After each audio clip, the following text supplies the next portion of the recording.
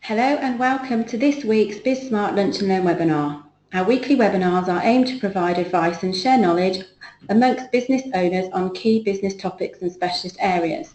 And this is part of our service to our Smart Room members. If you are not already a member or a BizSmart client and would like access to our archive webinars, then please visit our website biz-smart.co.uk and go to the Smart Room page. Our host joining me today is BizSmart Select member Philippe Ingels from WAKSTER. But before we start the webinar, can I ask you all to use the question mark function on your screen to post any questions that you may have, and Philippe will do his best to answer them all at the end of the session. Okay, Philippe, over to you. Right. Thank you everyone for joining us. I hope you find the webinar informative and definitely also entertaining. So the question we're going to look at today is why marketing should care about entertainment. Marketing over the past few years has gone through incredible changes and is continuing to go through a lot of changes. And as marketers, or even just company owners involved in marketing, we need to understand how the market is changing, and we need to adapt to the new demands and techniques, and especially the way the consumers are interacting with the content that we are publishing online. So we're going to start with a little story, which is roughly based on true facts. On October 27, 1994, so that's a real date, Jack Stewart was walking in the park when he was unexpectedly hit on the head with a banner that read, "You will." Last year, Jack landed in hospital after a mob of over 700 people brutally attacked him with banners. When interviewed, Jack said that these unprovoked attacks happened on a daily basis to everyone visiting the park. Today, Jack goes out prepared. He's protected by an ad blocker. We are bombarded by between 300 and 700 marketing messages per day. Now that "You will" banner that Jack was attacked was actually the first banner, one of the first banners that was ever released by Wired magazine on their hotwire.com website. And it basically said, "You have never clicked your mouse right here, you will." In response to all these ads, the UK ad blocking grew by 82% to reach 12 million active users in 12 months, up to June 2015. And one of the main reasons cited was that the adverts were annoying. Now, it's not that people don't like adverts, they don't like annoying adverts. However, we are not here today to talk about how annoying ads can be, but about one of the key messages consumers are sending marketers. And that message is, "We don't appreciate you spoiling our online experience." Now, our brains are wired to better remember stories as opposed to data, facts, and figures. A marketing researcher some years ago asked her students to make a 1-minute pitch about any subject. Most of the students stuck to traditional pitch elements such as facts and figures, but a few of them used story within their pitch. I think it was something like 1 out of 10 of the students actually used a story in their pitch. The professor then asked the class to write down everything they remembered about each pitch, and 5% of the students cited statistics, while 63% remembered the stories. So whatever business you are in, you also need to be in the business of entertainment, because our minds are hotwired to better absorb that type of information rather than facts and figures. It's not that facts and figures are not important, but in the way that we present the information, if it's a lot more memorable for people to remember stories rather than facts and figures, then that is something we need to take into account in our marketing. Here's another little story. Jane Allison wanted to buy a new accountant for her business. The old one just didn't do anymore. With easy access to the marketplace, she had hundreds of options to choose from. She could go on the web and there would be hundreds of accountants that she can select off. The question marketers would like to know is, why did she choose Eddie as opposed to any of the others that she had available? The functional MRI neuroimagery show that when evaluating brands, the primary driver is how a brand makes a person feel rather than its attributes, features and facts. Research conducted by the Advertising Research Foundation concluded that the emotion of likability is the measure most predictive of whether an advertisement will increase a brand's sale. So when analyzing all the information, all the facts, the way it was said, the way it was presented, the primary conclusion was that if people liked the ad, regardless of the facts that were in that ad, it was much more likely to increase the brand's sales. So Jane chose Eddie because of his likability. Logic, personality and emotion walked into a bar and each ordered a pint of beer. Now, as expected, when the drinks arrived, they noticed that all 3 pints have a fly in them. So personality picks out the fly in his beer, gives it a personality makeover and sends it off to make its fortune in the world. Logic picks the fly out of his pint, dissects it, writes down a list of all the features and publishes a manual.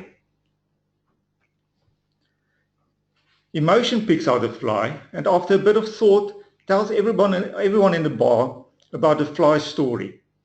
People laughed, people cried, took pictures and shared the story on Facebook. We know that interesting personalities sell. I mean, there's enough of that on the television to prove the point. We know that logic sells, but not many people read manuals. And we know that stories sell and make meaningful, and the fact that you can make meaningful connections with stories increase the possibility of sales. But it's when you combine all 3 of these elements that you have really effective marketing. When you use the logic, the features, the facts about your business, when you give it personality, and when you use entertainment. So personality is who you are. That's everything in the business, the way you present yourself, the look, the feel, the attributes, the features and the facts in your business. Those are the products and services, those are the things that your products and services has. The problem with the facts and features is that it's very difficult to be competitive. Unless you've got a really unique business, it's difficult to stand out and be differentiated from everyone else in the marketplace. Personality is a better one because obviously it's easier to, the personality that you have and the people in your business have and the way you present yourself can more easily be made unique. And stories, entertainment and likability, that is what your customers actually want. So the question now is, how do we implement entertainment into a marketing plan? So the first question you can ask yourself is, how can I communicate my message in a more entertaining way? And the first step to do is to choose some emotions that resonate with your brand and with yourself. For instance, you can say, I want my brand to be funny and quirky, or I want to be very passionate and awesome, or shocking and offbeat. Not all those emotional triggers will work with all kinds of businesses. Lawyers might think, if we go to the funny and quirky route, then everyone's going to start thinking that we're not serious and professional about what we're doing. But there's a lot of businesses that steer away from being more fun because they're scared of coming over as not professional. But as we've seen with the research and all that, our customers actually want us to be more human. So choose a couple of emotional triggers that you think, yeah, these would be really great for my business to adhere to. Then the next thing you say is, how can I be? And you say, let's say you picked funny and quirky. How can I be funny and quirky in a different way? And the first step is here is really to start thinking about metaphors, that would represent that type of emotional trigger. And definitely, any answer that you're looking for, if you just browse the web, you'll find ideas. And most creative ideas are just a mixture of existing ideas. So browse the web, see what other people have done. Also go and look at other industries and start creating this mood board, a mix of ideas and stuff like that, that will help you become more creative in thinking of presenting your information in a more entertaining way. And this process of thinking through the ideas, writing it down, discussing it with people, getting feedback, thinking more about it, writing, discussing, that process is something that I do in my job as a creative director every day. That's just a loop that you go through over and over and over and over and over, and the ideas become, the ideas grow and refine themselves. And discussing with other people helps a lot, because that gives you kind of a sounding board to bounce ideas off, and then you get feedback from those ideas, and those ideas stimulate other ideas, and in that way you start defining exactly how this message can become a more entertaining message. And once you've got that nailed down, you need to nail down the look and feel of how you're going to present this entertaining information, and the tone of voice. And then the last bit is then to implement it. And one of the very important points is to persist in it, because you want people to come to know your company as this company that presents its information in this specific way. And entertainment doesn't necessarily have to be funny. It doesn't have to be jokes or cartoons or even cartoon characters. You look at a few examples of other entertainment type of campaigns that we've been involved in. So you probably know the BizSmart smartboard video. So here again, instead of just using PowerPoint presentations with text on or a talking head, we use these very simple egg characters that ties up with the BizSmart bird character to explain how the smartboard's process works and what the benefits are.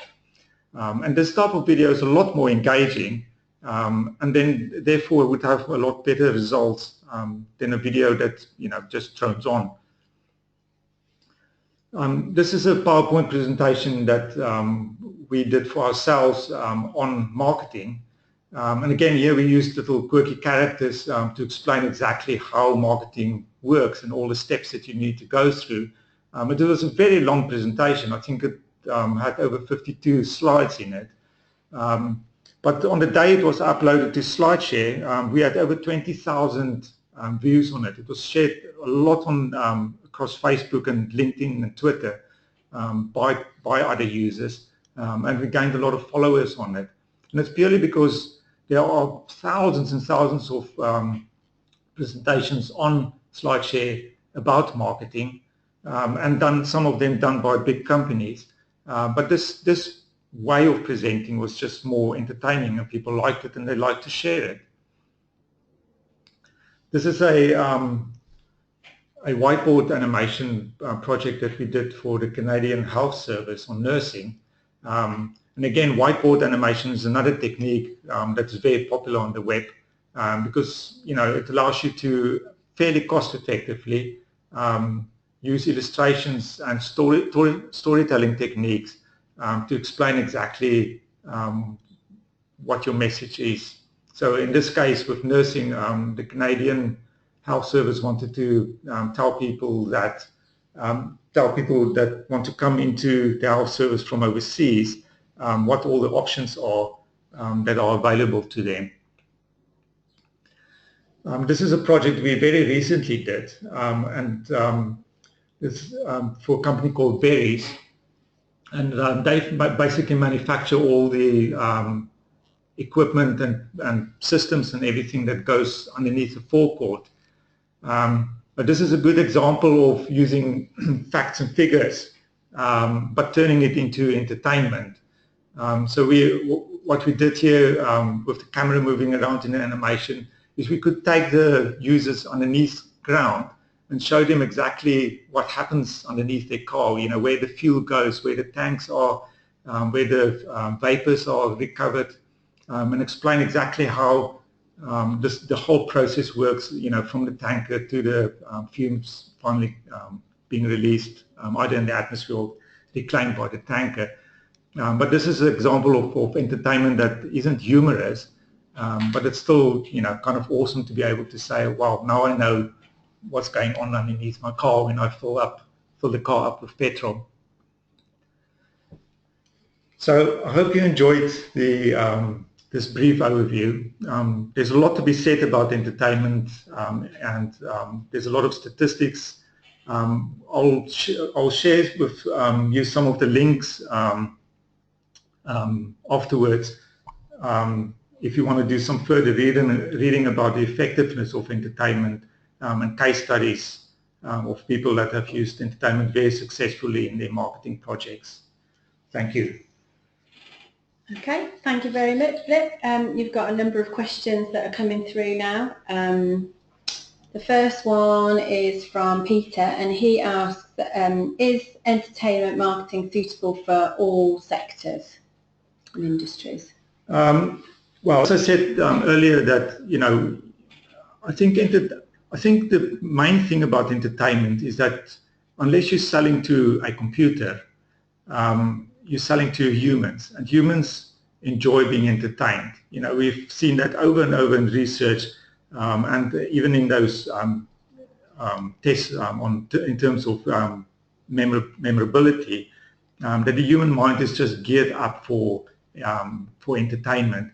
So I think, yes, it can work for any industry, but not all kinds of entertainment will work for any industry. So it's a question of being very careful in selecting the right type of entertainment that your audience will enjoy and that fits with your brand.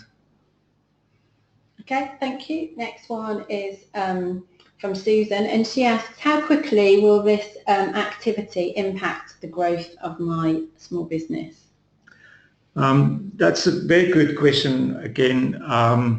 It depends on what kind of entertainment we're talking about here. So in marketing, you can very broadly split it into two segments. The one is to secure more leads to your business. So that's basically going out there and trying to, you know, win people over to come to your website and, you know, find out what your business is about. And the other one is conversion. So once you've got them, you want to convert their interest into a sale. Now, you can use entertainment in both options. So if you, for instance, have a very effective, entertaining explainer video that explains what your business is about, you can have that on your website, and you know, if the video is successful, is well done, it should you know, immediately start offering you more conversions. If you want to reach out and generate more leads, that's usually a longer process, and you need to use social media so that people start, you know, getting used to the entertainment type of content, start following you, start more sharing it, and slowly this network of connections will broaden out, and within that, you know, the statistical probability of finding more clients increases over time. So, okay. Yeah. Thank you very much. We got a question now from Simon, and he asks, do you think videos are a good add-on for a website? Yes, that's absolutely without doubt. again, it's been proven over and over and over that video is a very, very effective way of communicating. So when you talk about a video on your website, then you're usually talking about a conversion tool or a brand building tool. But you can also talk, you can also do product demonstrations and also all those type of video formats. But video is very effective, and the main reason is because, firstly, people are more reluctant to read these days. So even blogs, they usually just scan the blogs. But with video, you use audio, you've got motion, you've got visuals. You combine all those things, and combined, they make for a much more effective way of communicating. But you get videos and videos. I've seen videos that, well, I doubt whether they would ever convert anything. And then there are other videos. There's a video that that's very interesting called "Dumb Ways to Die," and it was released a couple of years ago, and became one of the most successful videos on the web, which had millions of views, purely because it was fun and entertaining, and got the message across in a very effective way. Okay, thank you. You've got another question from Sarah, and she says, is this method of marketing effective on a small budget? Again, Sarah, I know that a lot of like if you look at the Berries video and a lot of the big budget campaigns from big agencies that use actors and sets and stuff like that, and they become huge budget projects. But entertainment is not exclusive to those big budget type of projects. I've seen a lot of examples of campaigns where people simply use their webcam. They went and they sat and they really thought the process through, got a very good, unique idea and technique and way of presenting themselves, and by just using their webcam and, entertaining people with, just being authentic and telling people stories about their business and behind the scenes, and about their daily, activities and funny things that they've discovered, they started building up a huge following, and that basically in the end just cost them a bit of time. It's more about the idea than execution, although sometimes the execution requires to be more complex. Again, like the Berries, that requires a more complex type of execution because we had to model all those pieces. But it's definitely not necessarily, it doesn't necessarily require big budgets, no. Okay. Thank you very much. Thank you again, Philip, for hosting today's webinar. I will be sending out a copy of the presentation and Philip's contact details out to you all very shortly. But before we close, just a quick reminder, this webinar is part of our service to our Smart Room members. If you're not already a member or a BizSmart client and would like access to our archive of webinars, then please visit our website, biz-smart.co.uk, and go to the Smart Room page. We hope you enjoy the rest of your day and that you can join us again same time next week. Thank you for listening. Thank you, everyone.